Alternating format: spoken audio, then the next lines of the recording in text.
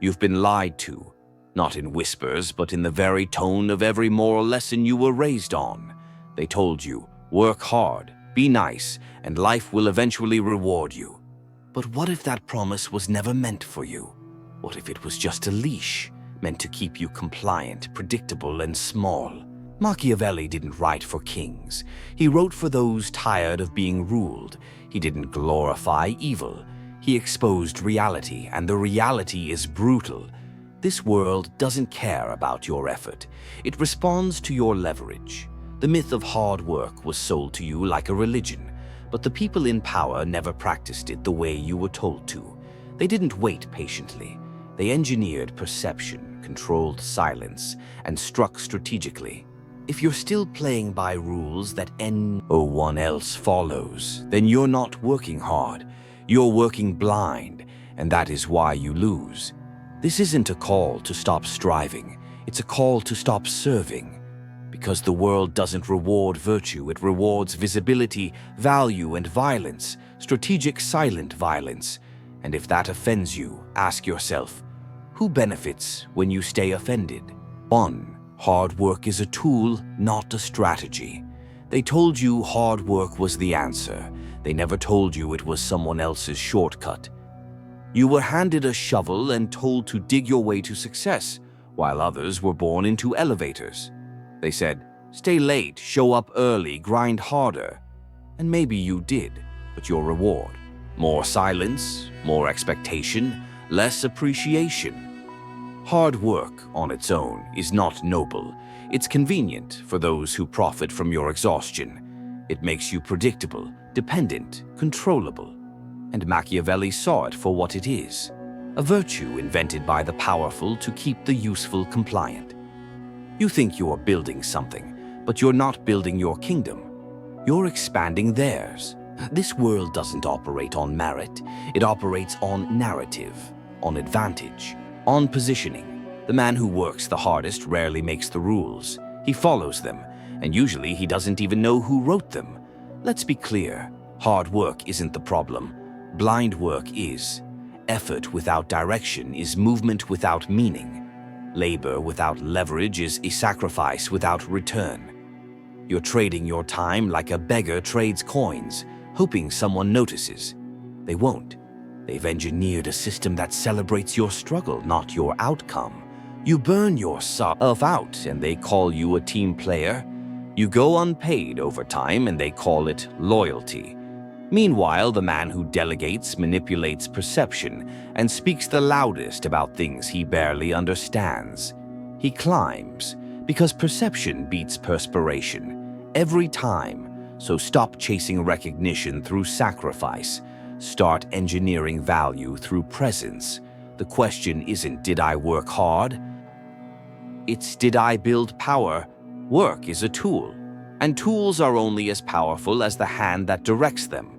Without strategy, your work is nothing more than noise in someone else's machine. Start making it count. 2.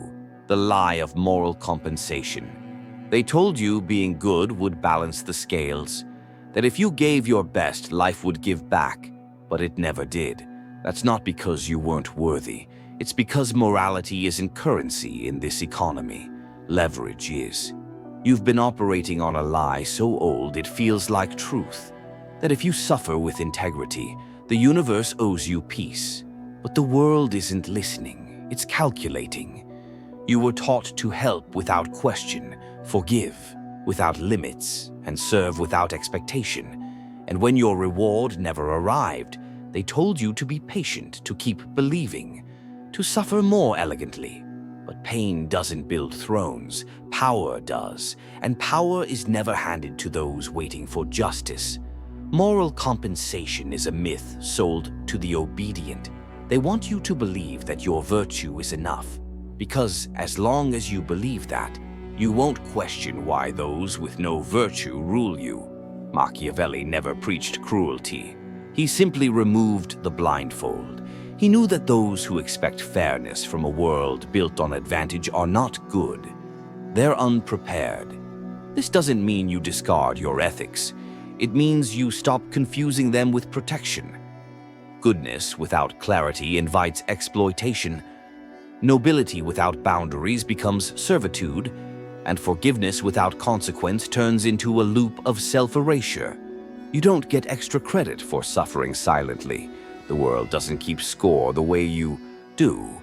It doesn't remember your sacrifices, it counts outcomes. So don't play the game thinking your goodness is enough. It's not, unless it's shielded by strength and guided by awareness. You want justice? Build leverage. Want peace? Set boundaries. Want to be valued? Stop being free. Because this world doesn't reward goodness, it prices usefulness, and your morality, if not protected, becomes a discount sign they read as weakness. 3. How the system exploits the obedient obedience sounds noble until you realize what it costs. You were trained to follow instructions, not to question them. From childhood classrooms to corporate boardrooms, the same pattern was enforced. Listen, comply, repeat. And while you were mastering submission, someone else was mastering control. They didn't need to chain you. They just needed to convince you that asking questions was rebellion, that wanting more was selfish, that silence was maturity. And so you became efficient, reliable, and replaceable. You were rewarded for your politeness, not your presence, for your sacrifice, not your self-respect. They didn't want your leadership. They wanted your compliance, because obedience is cheaper than loyalty and far easier to replace. Machiavelli understood this. He knew systems don't exploit through violence alone, they exploit through belief. If they can convince you that being useful is your highest virtue, they don't need to control you. You'll volunteer for your own servitude. So they sold you a script that success is just a matter of following the rules, but they never told you who wrote them or why they always seem to work better for someone else. You've seen it. The underqualified get promoted, the dishonest rise, the loud get listened to while the diligent wait quietly in line. It's not because they're better, it's because they understand what you weren't taught. That obedience is not protection, it's camouflage.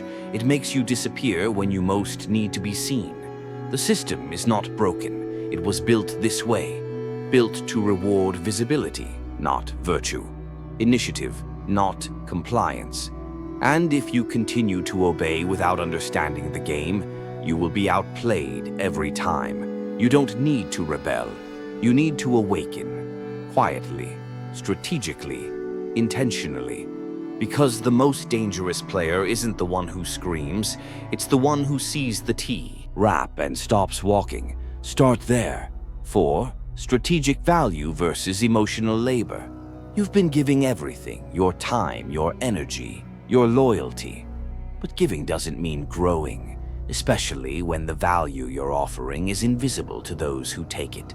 They told you that showing up with heart would earn you respect, that being dependable, emotionally available, and endlessly supportive was how you'd win people over. But that was never the currency the powerful dealt in. You gave sincerity, they took utility. That's the difference between emotional labor and strategic value. One is expected, the other is respected. You were taught that being emotionally generous makes you virtuous, that vulnerability is connection. But in the wrong hands, vulnerability isn't connection, it's ammunition. People don't reward what they get easily. They reward what they can't replace. Machiavelli didn't say, "Don't care." He said, "Don't be careless." Because once your value becomes emotional comfort, people stop seeing you as an asset. They see you as a convenience, something to call on when they need support, not someone they protect when you're in the fire. Your kindness gets rebranded as obligation. Your patience becomes their expectation, and slowly you stop being appreciated and start being assumed. This isn't about becoming indifferent. It's about protecting your emotional output like a resource, not a reflex. Because when you're constantly giving without measure, you're not generous. You're bleeding. Real value in this world isn't based on how deeply you feel. It's based on how precisely you move. They won't remember how kind you were in the dark. but they'll respect the boundaries you drew in the light. So be warm, but unpredictable. Be helpful, but not available. Be kind, but never dispensable. Because if you let them dictate your worth, they'll always price you at the level of their convenience. And that's not power, that's servitude dressed and sentiment. 5. Image is leverage. You've been told your work speaks for itself. It doesn't. Effort is silent. And in a world that runs on noise, silence is easily ignored. You might be the most capable person in the room, but if no one feels it, if no one sees it, you don't matter. Not in meetings, not in negotiations, not in systems built to reward perception over performance. Machiavelli didn't romanticize ability. He understood influence. The difference? Ability is what you do. Influence is what they believe you can do, and belief is constructed, not discovered. This is why men with half your talent are running things. They've mastered the stage, not the skill. They know that to lead perception is to lead people. It doesn't matter if it's accurate, it matters if it's persuasive. You think dressing well, speaking clearly, or guarding your tone is shallow? Then you haven't seen how power actually moves. It moves quietly, dressed in precision. It moves with posture, tone, timing, not task completion. They don't promote the most competent. They promote the most convincing. Stop worshiping humility as a shield. Stop thinking modesty will earn you credit. It won't. It only ensures you're overlooked. You need to craft the story around your work. Frame it, control it, direct the lens. Say less, but control the context. Do more, but show it through symbols they can't ignore. Presence, silence, certainty. Image is leverage. It's the psychological weight that bends rooms in your favor. You don't need to lie. You need to curate. There's a difference, because this world doesn't follow the truth. It follows the echo. And unless you control what echoes in their minds after you leave the room, someone else will. Don't let facts speak for you. Let presence do it better. 6. Loyalty is currency, not character. Loyalty feels like virtue, but it functions like trade. They told you to be loyal to people, to jobs, to causes, but they never told you what to do when that loyalty goes unrewarded. Worse, when it's used against you. You stood by them when it cost you everything. You didn't flinch. You didn't fold. You didn't walk away. And what did you get in return? Silence, replacement, betrayal dressed as necessity. Because in power dynamics, loyalty is only honored when it's still useful. Machiavelli saw it plainly. People are not loyal to character. They are loyal to value. And the moment your loyalty no longer benefits them, it becomes invisible. You think they'll remember what you gave? No. They'll remember what you allowed. This isn't cynicism, it's clarity. Loyalty is not about emotion, it's about economics. They'll praise your consistency until someone cheaper shows up. They'll quote your sacrifices until your absence no longer hurts. And they'll talk about the good old days while building something new without you. The truth, unconditional loyalty is not respected, it's expected.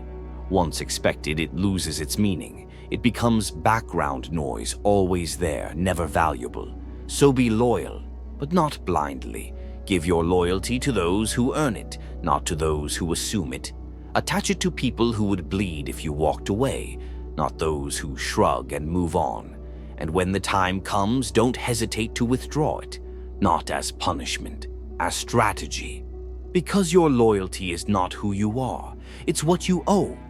Fior. And what you offer must cost something. Never confuse being trustworthy with being available.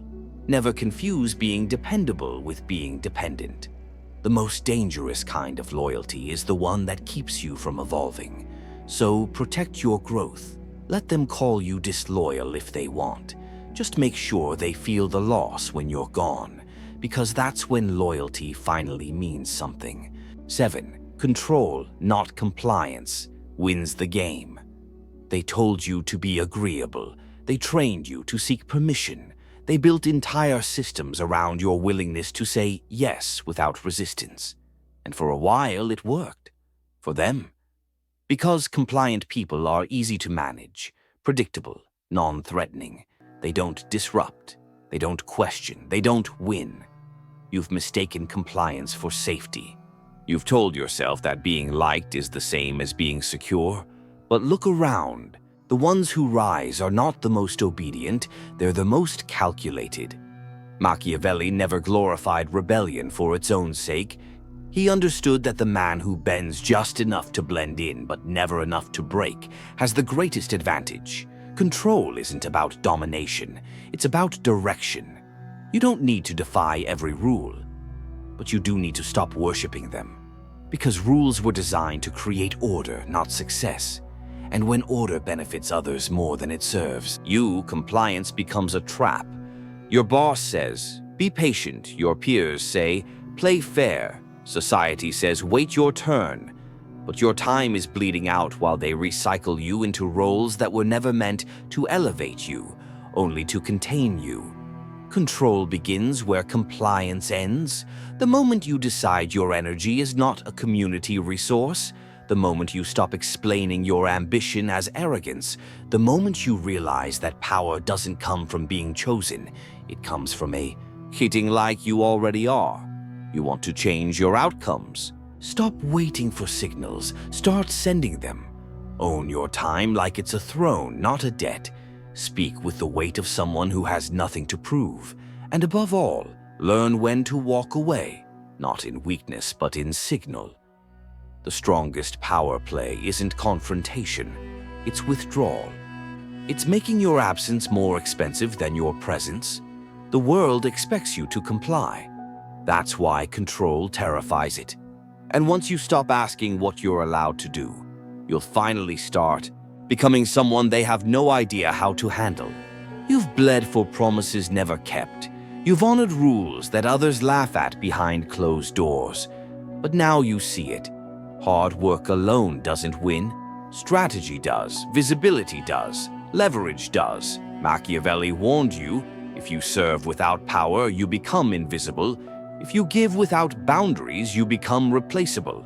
This world isn't cruel, it's cold, and cold only burns those who come unarmored.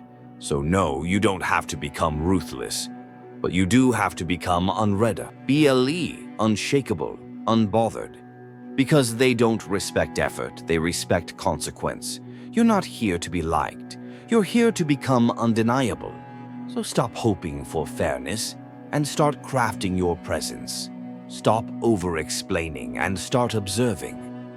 This isn't about vengeance. It's about authorship. And if you won't write your rules, someone else will write them for you, and you'll be the first to be erased. You don't need applause. You need leverage. And when you lie, earn to build that quietly, precisely, mercilessly. Then and only then will they stop using you and start fearing what happens if they lose you.